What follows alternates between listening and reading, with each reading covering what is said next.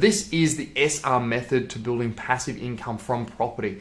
Serviceability, structure, selection, source, and refinance. So let's start off with serviceability, and that is being able to borrow money from the bank, because you can't build up a property portfolio without having borrowings using other people's money from the bank.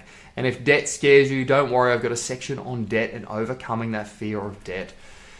The other part with serviceability is how can you maximize your borrowing power? There are tricks of the trade to be able to do this so you can borrow more money and continue to do that and build up that large property portfolio.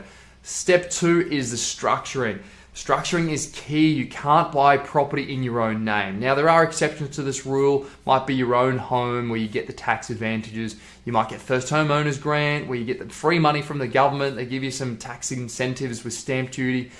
But after that, you don't buy property in your own name because you need structures to keep buying more and more properties. And as I showed you before, you only really need 1 or 2 properties over a period of time, high growth, high performing properties, to actually kick this thing and build that $2,000 per week in passive income. You don't need a 10, 20, 50 property portfolio. So you got to establish structures so you can keep buying properties. The next one is selection.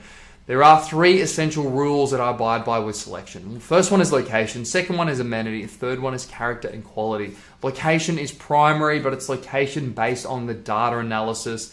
Then it's followed by amenity and character and quality, both as secondary to the primary function. The next one is sourcing. And when I talk about sourcing properties, I'm talking about buying properties under market value so you make money from day one. If you're buying in the market or at the market, and many people buy above the market, you've lost money from day one. There's no point in trying to build up a property portfolio if you're overpaying for property. It's going to take you too long to build this thing up fast. And the final step is the refinance, the R in the SR method, and that's refinancing properly.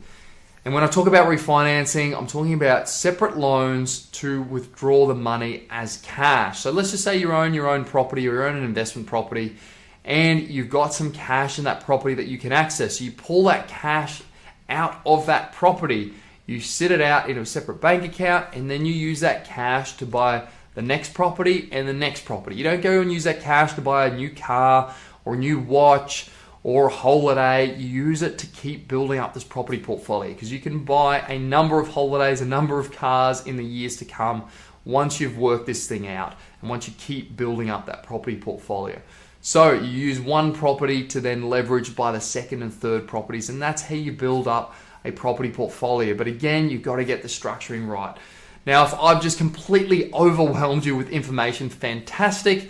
That means you need to download the free 1-hour training, because I'll go through this stuff in a lot more detail. It is going to blow your mind, and there's going to be so much information and so many things to take away from my training. Thanks so much for watching, and I'll see you in there.